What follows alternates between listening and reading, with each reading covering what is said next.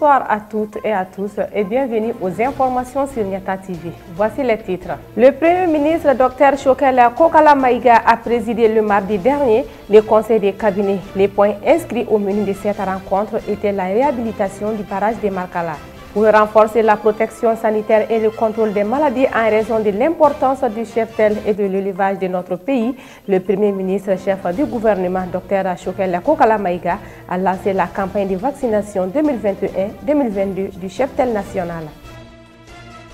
Congo-Brazzaville, les députés préoccupés par les conditions de détention.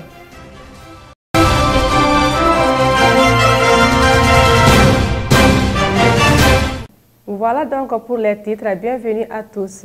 Le Premier ministre Dr Chokela Kokala Maïga a présidé le mardi dernier à la cité administrative le conseil des cabinets regroupant les membres du gouvernement. Les points inscrits au menu de cette rencontre ministérielle étaient la réhabilitation du barrage de Markala. La dite réhabilitation devrait coûter à l'État la somme de 3 milliards de francs CFA. Les travaux seront exécutés par les ateliers militaires centraux de Markala AMC. Suivons les détails. Au terme de cette réunion de cabinet, le ministre du Développement rural Modibo Keïta a laissé entendre qu'ils ont discuté de la réhabilitation du barrage de Markala qui a des problèmes actuellement. Lorsque l'information a été portée à la connaissance du gouvernement, le Premier ministre a organisé ce conseil de cabinet pour que nous puissions nous entendre sur les voies et moyens pour sauver le barrage, a-t-il déclaré. 3 départements ministériels sont directement concernés par cette réhabilitation. Il s'agit du ministre du Développement rural, de celui de la Sécurité et enfin le ministère des Finances qui devra mettre les fonds pour le travail. Les travaux seront exécutés par les ateliers militaires centraux de Markala pour essayer de réduire les coûts. Aujourd'hui, c'est une réparation qu'on doit faire pour sauver le barrage, mais à l'avenir, il faut même rénover les barrages parce qu'actuellement, la technologie a avancé et nous avons un barrage qui a été construit depuis la période coloniale, a indiqué le ministre du Développement rural.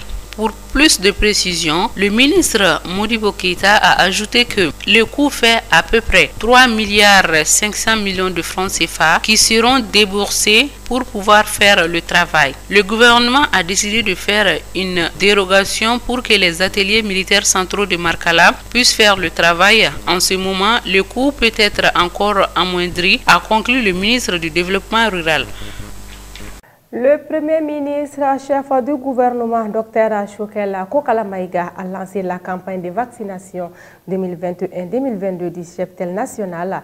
C'était dans la commune rurale de Sirakorola, située à 120 km de Bamako, en présence du ministre du Développement rural Modibo Keïta, de plusieurs membres du gouvernement, du gouverneur de la région de Koulikoro, colonel Lamine Sanoko, du maire de la commune de Sirakorola, Souleymane Koulibaly, du président de l'APECAM, Sanoussi Bouyasila, du représentant des éleveurs Amadi Diallo, du représentant de l'ordre des vétérinaires du Mali, Tchekan Traoré et des invités. L'objectif de cette campagne est de renforcer la protection sanitaire et le contrôle des maladies à raison de l'importance du cheptel et de l'élevage de notre pays. Chaque année, ce lancement consacre le démarrage d'une série d'activités sur toute l'étendue du territoire national.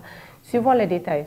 L'objectif de cette campagne est de renforcer la protection sanitaire et le contrôle des maladies en raison de l'importance du cheptel et de l'élevage de notre pays. Chaque année, ce lancement consacre le démarrage d'une série d'activités sur toute l'étendue du territoire national. Après les mots de bienvenue et le message de remerciement à l'endroit des autorités de la transition pour le choix porté de la commune de Sirakorola pour le lancement de cette campagne du maire et du chef du village, le ministre du Développement rural Modibo Keïta a exprimé sa gratitude et celle de l'ensemble du personnel de son département et toutes les organisations professionnelles du sous-secteur élevage pour l'organisation de cette campagne. Selon lui, la présence des plus hautes autorités de notre pays à cette cérémonie est à n'en point douter le témoignage éloquent de l'importance qu'elle accorde à l'élevage et à l'ambition d'en faire un des leviers levier de la croissance économique de notre pays. Pendant que cette campagne vaccinale a rappelé le ministre Modibo Keïta, les projections sont de l'ordre de 67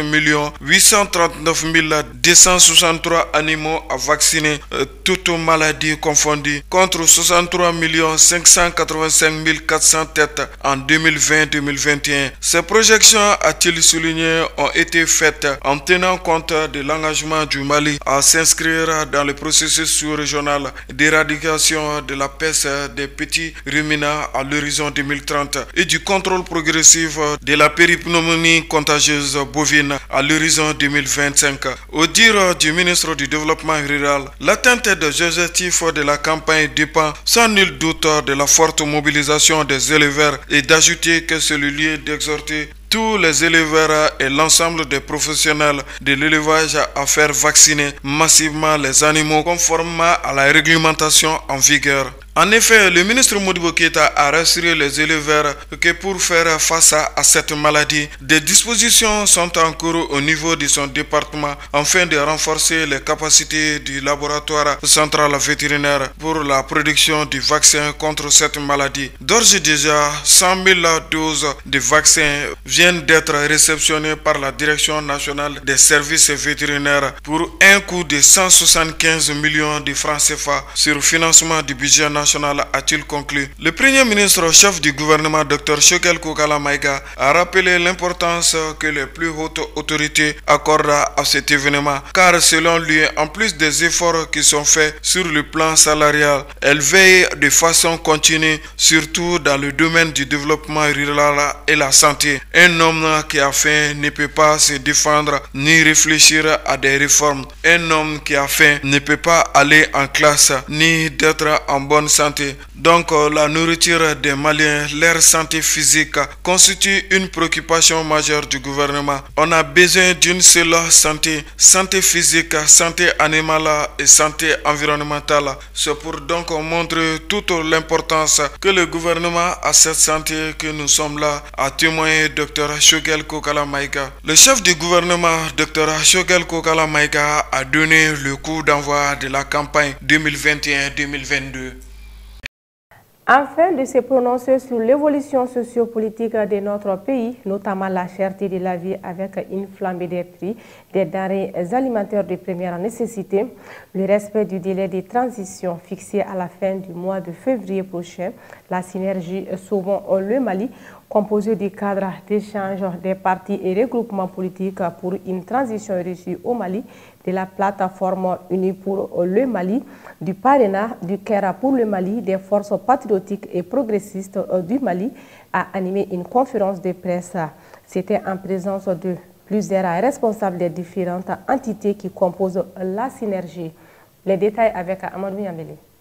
Selon la déclaration rendue publique, la conférence s'est tenue dans le contexte d'un pays endeuillé par des récentes attaques terroristes avec un bilan macabre de plus d'une trentaine de personnes calcinées et de nombreux blessés suite à l'attaque d'un bus transportant des forains sur l'axe routier Songo-Badiangara et de poursuivre que la lutte contre l'insécurité qui devrait constituer la priorité des priorités pour les autorités de la transition peine à donner des résultats. Au contraire, le phénomène se métastase et le tout se resserre autour des grandes villes dans lesquelles on assiste à des attaques à main armée, y compris dans les grandes villes du pays. Sur le plan social et économique, mentionne la déclaration des Maliens assistent à la dégradation inquiétante du climat social, marqué entre autres par la cherté de la vie avec une flambée des prix des denrées alimentaires de première nécessité. À en croire les cadres de la synergie sur le plan politique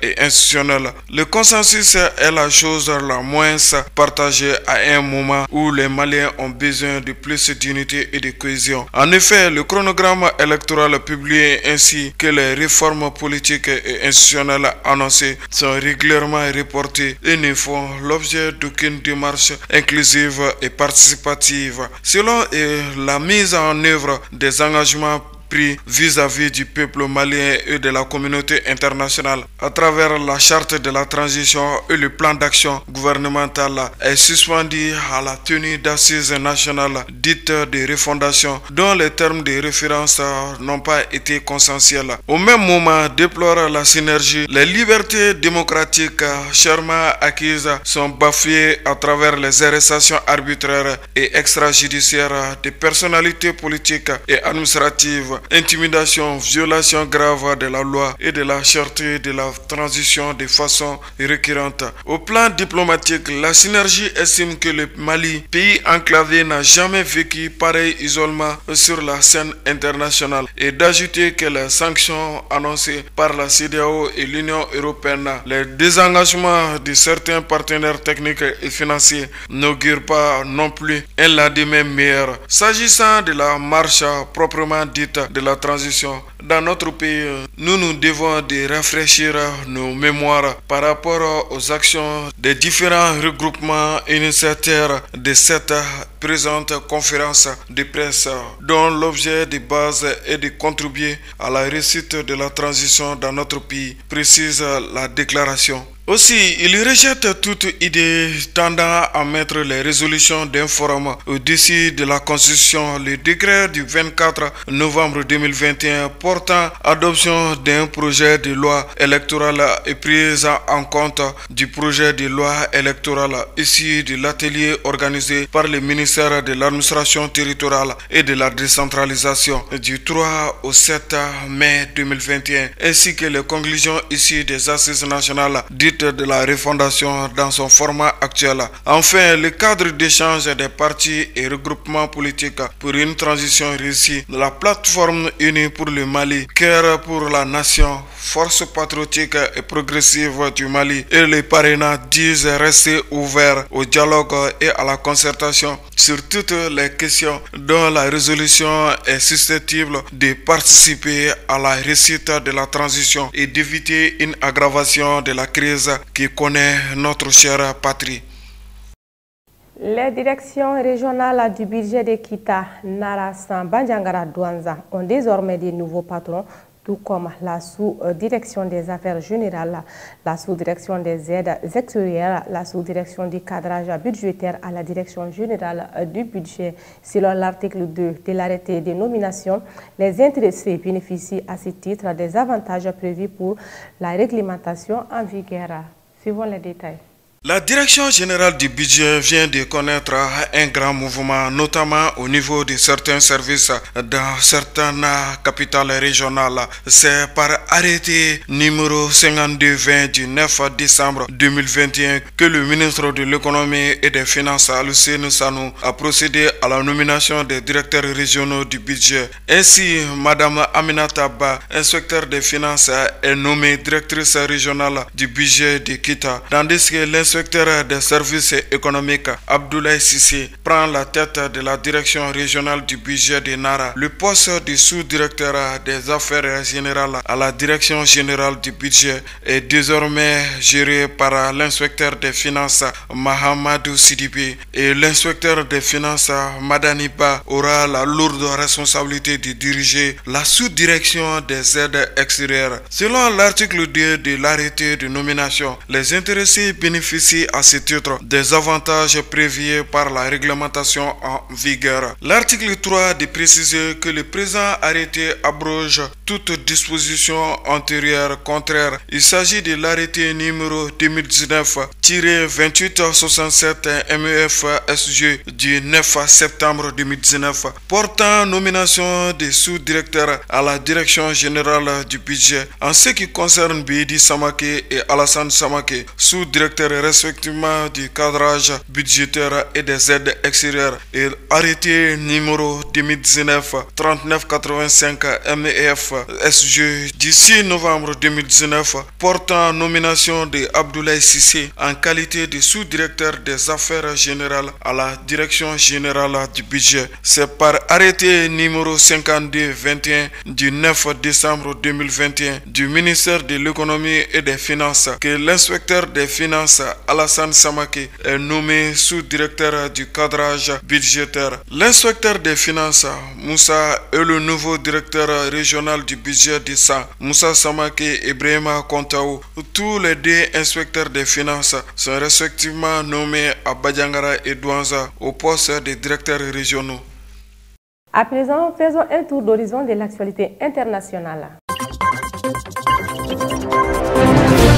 Au procès sur l'assassinat de Thomas Sankara à Ouagadougou, les audiences se suivent et se ressemblent. Les témoins à la barre défilent pour feindre l'amnésie ou pour indexer le général Gilbert Diendéré comme cerveau de cet assassinat. Autant d'accusations que l'ex-bras droit de Compaoré refute avec aplomb. Ce procès n'est-il pas en train de perdre les vertus pédagogiques qu'on lui prédisait? Rien ne se perd et des retournements spectaculaires restent possibles, dont des s'il survenaient relèveraient du miracle